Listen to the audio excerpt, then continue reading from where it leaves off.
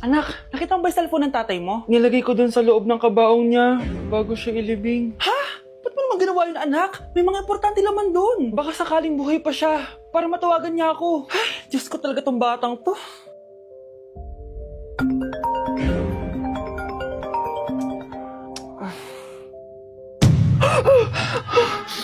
Matawag si tatay.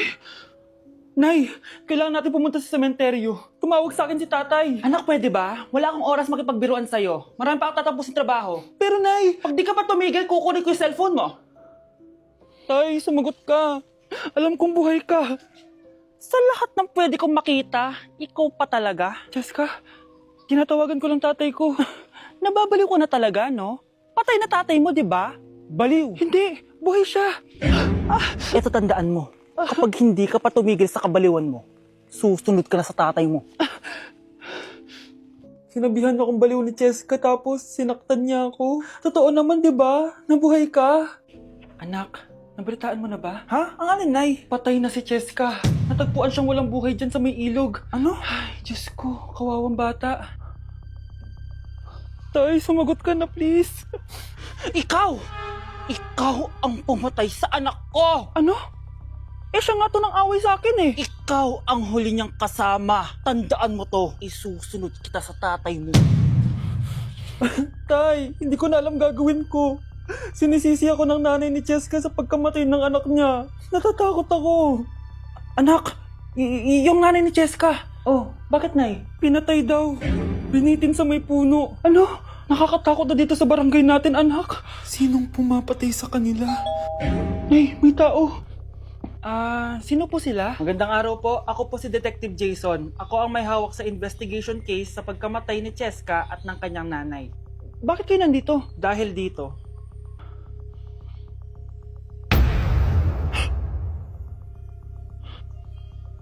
Nay, ikaw pumatay sa kanila? Oo, anak. Narinig ko lahat ng mga sumbong mo sa tatay mo. Cellphone ni tatay. Pinangako ko sa tatay mo bago siya mamatay na poprotektahan kita kahit makapatay man ako ng tao. Sumama ka sa akin, ma'am, para ma-interview ka namin. Tandaan mo to, anak. Kahit nasa kulungan ako, poprotektahan kita. Tumawag ka lang. Gusto mo ba talaga ako makilala, Scarlett? Oo! Dahil hindi ako matatahimik! Magkita tayo malapit sa puno ng mangga. Ako ikaw, Scarlett. Galing ako sa future. Paano? Paano nangyari yun? Basta, Scarlett, ayusin mo yung mga desisyon mo sa buhay, ha? Sige na, baka mahuli pa ako ng mga humahabol sa akin. Sandali! Sino humahabol sa'yo? Sino ba yung humahabol sa kanya? May mangyayari ba masama bukas? Bakit di pa siya tumatawag sa akin? Nay, si Biana po, pumasok sa school? Gumala daw kasama yung mga kaibigan niya. Tumatawag? Hello? Si Scarlett po ba to? Kaibigan po to ni Brianna. Nakidnap po siya kanina. Hindi ko po alam anong gagawin. Tulungan niyo po kami. Sinakay po siya sa van. Nay! Si Brianna! Nakidnap! Diyos ko! Anong gagawin natin, anak? Bakit tayo mo sumagot? Sabihin mo sa akin anong gagawin ko. Nay! Nay! Saan pumunta si nanay? Scarlett, dyan ka lang ha. Pupuntahan ko yung mga kidnapper. Napakadelikado naman ang ginagawa mo, Nay. Diyos ko, anong gagawin ko? Hello?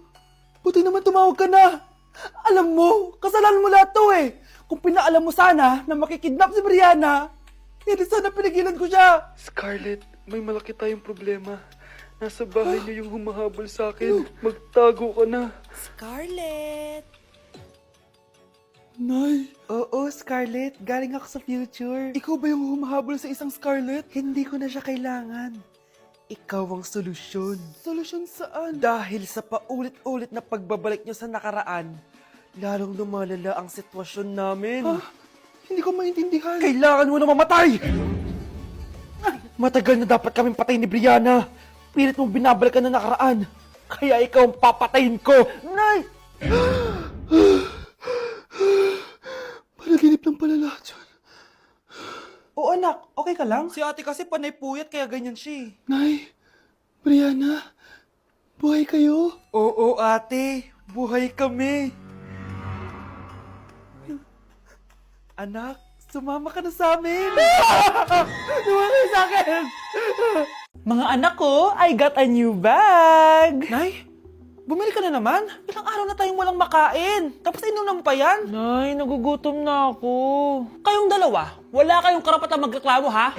Alak lang naman kayo ng tatay niyo sa una niyang asawa. Tatawag ko kay tatay. Akin na yung cellphone mo. Hindi mo na ito makukuha sa akin. Ate, natatakot na ako sa kanya. Oh, ito, kumain ka na. Ate, ganito na lang ba talaga buhay natin? Hindi. Hahanap ako ng paraan para makausap si tatay. Love, Padala ka naman ng 50,000, oh. Magbabayad kasi ako ng tuition ng mga anak mo. Tapos, ang dami pa nilang pinapabili. Tay, hindi totoo yan! Sinungaling siya! Wala na siya. Akala mo talaga makakasumbong ka? Talagang sinusubukan mo ako, ha? Walang iya ka talaga, tita! Ayan, diyan kayo nababagay. Ikukulong ko kayo dito. Wala akong pake kung anong mangyari sa inyo. Tay, tulungan mo kami. Ate, mamamatay na ba tayo dito? Tiwala lang, Kyle. Kakayanin natin to. Kyle? Ang taas ng lagnat mo. Tita, tulong! Dali natin sa hospital si Kyle! Ang ingay naman ng mga yun. May bago na naman akong bag. Kyle! Delivery po. Salamat naman dumating na yung bago ko cellphone. Oh, ano pa ginagawa mo dyan? Binayaran ko na to sa online. Tama nga sila. Inuubos mo lahat ng pera ko sa mga luho mo. Ha? Ramon? Umuwi ka? Kukulong ko kayo dito. Wala akong pake kung anong mangyari sa inyo. Grabe ng pinagagawa ng babaeng to. Ginagawang hayop ang mga bata. Ramon, kailangan mo nang umuwi dito. Walang iya talaga yung si Rosa. Lumayas ka na dito, ah. Ayaw ko makita yung pagmumukha mo. Tsaka lahat ng mga pinambibili mo, bayaran mo to sa akin. Tapos na ang maliligayang araw mo. Scarlett! Scarlett! Tay! Kyle! Okay na si Kyle. Buti na lang, agad niya siya nadala dito. Sorry mga anak. Kung alam ko lang, uuwi ako agad. Tay, ang importante, nandito ka na. Yay! Nandito na si tatay! Makakain na ulit tayo ng masarap, ate! Huwag kayong mag-alala, anak. Hindi na kayo malalapitan ng babaeng yon. Pangako. Kinulong po ni nanay si Scarlett sa bodega. Ha? Anak? Anak? Walang iya talaga yung tita mo. Anak, sorry kung ngayon na ako nagpakita. Pinakulong kasi ako ng babaeng yan. Deserve mong makulong. Ikaw ang ikukulong namin dahil child abuse ang ginagawa mo. Ano? At hindi mo na din makukuha ang 50% ng mana. Hindi pwede! Nay, masaya ako na nandito ka na. At hindi na din tayo maghihirap dahil sa pamana ni tatay. Masaya din ako, anak. Siyempre kasama ka dito sa Manta.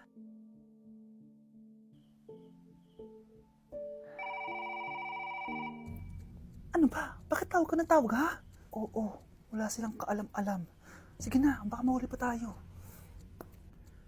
Sa wakas, sa atin na ang mana. Maghahati tayo dito. Palayasin mo na yung mga batang yun, ha? Ako bahala. Ang galing talaga natin magpanggap date. Mga anak, aalis na tayo dito sa bahay. Lilipat tayo sa mas malaking bahay. O eto, mga gamit nyo, inimpake ko na. Talaga, Nay? Scarlett, huwag kang maniwala dyan. Nagpapanggap lang yung nanay mo. Samantha, ano yung mga pinagsasabi mo? Magjowa sila ni attorney. Sinet up nila tayo. Ganyan ba ang ugali mo, Samantha? Kaparehas ng nanay mong sinungaling? Samantha, ano ba? Kung ayaw mo sumama, edi wag. Sige, kung totoong anak mo talaga si Scarlett, saan at kailan mo siya ipinanganak? Ang dali naman yan. Edi sa Manila. Pinanganak ako sa ibang bansa. Hindi ikaw ang nanay ko. Ay, oo nga pala, sa ibang bansa pala. Sorry, nakalimutan ko. Ang dami namang drama. Total, nasa amin na ang mana. Umalis na kayong dalawa. Kung ayaw niyong pati kayo, ipakulong ko. Kung meron mang makukulong, kayong dalawa yon. Salamat sa pagtawag, Samantha. Inaaresto kita, attorney, sa kasong panloloko. Palpak ka talaga! Naisahan niyo ako ngayon, ha? Hindi pa ako tapos sa inyo. Talagang sinira mo yung sarili mo, attorney, para sa pera. At ang dami mo na palang naloko. Samantha, huwag na tayo maghiwalay, please. Oo, Scarlett. Dito lang ako palagi sa tabi mo. Kayong dalawa, mag-ingat kayo palagi, ha? Gamitin nyo na maayos sa pamana ng tatay nyo. Salamat po. Ay, Nay! Good news! Nanalo ako sa loto! Totoo ba, anak? Tumama lahat ng numero sa panaginip ko, Nay! Ay, alam mo anak, swerte ka talaga eh. Nay, may good news din ako. Gagraduate na ako next month. Talaga ba, anak? Akala ko talaga bagsak pa rin ako eh. Buti naman at di ka na ulit ng high school. Congrats! Good luck sa college! Mga anak, may good news din ako. Sabi ng doktor, magaling na daw ako sa sakit ko. So, ibig sabihin, hindi mo na kami makakalimutan, Nay? Oo, anak. Parang sunod-sunod yung swerte natin, Nay, no? Siyempre, dahil din yan kay Lord. O sige na, anong oras na? Matulog na tayo, ha? Good night, Nay. Grabe, ang kalat naman. Oo, anak. Ba't kasing ka pa? Nay, sobrang kalat kasi dito sa bahay. Naglinis lang ako. Anak, tigil mo yan! Masama yan! Ha? Bakit? Masama naman maglinis, Nay? Hindi mo ba alam yung pamahiin na bawal magwalis sa gabi? Kasi pag nagwalis ka, parang tinataboy mo daw yung swerte palabas ng bahay. Ako, Nay, 2025 na. Naniniwala ka pa rin sa pamahiin? Tumatanda ka na talaga. Ay, hindi ko alam, anak. Takot lang ako na malasin ulit tayo. Sige na, Nay, itulog mo na yan. Malapit na ako matapos dito. Matulog ka na rin, ha? Nasaan na yun? Hindi pwede mawala yun! Oo, anak, ano nangyayari? Umagang-umaga sumisigaw ka. Nay, nawawala yung lotto ticket natin. Hindi natin makiklaim yung pera. Ha? Sige, anak, tutulungan kita maghanap, ha? Ay, baka nandito lang yung banda. Oo, anak, ba't ka umiiyak? Ayoko na. Ginawa ko naman lahat eh, pero binagsak pa rin ako ng teacher ko. Ano? Hindi na daw ako kasama sa mga gagraduate, Nay. Lahat ng effort ko nasayang. Anak! Nay, magpahinga ka muna. Ako na muna bahala dito. Ano na naman nangyayari sa pamilya natin? Anak? Scarlett?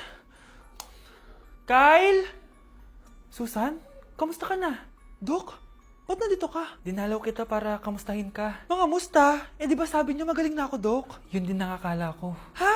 Teka lang, nakita mo ba yung mga anak ko? Susan, matagal nang patay ang mga anak mo. Ha? Hindi mo ba naaalala? Pareho silang na-depress. Si Scarlett dahil sa nawala niyang lotto ticket. Si Kyle naman dahil hindi nakagraduate. Kaya, ayun. Kailangan mo ulit maggamot, Susan. Dahil lumalala na naman ang demensya mo.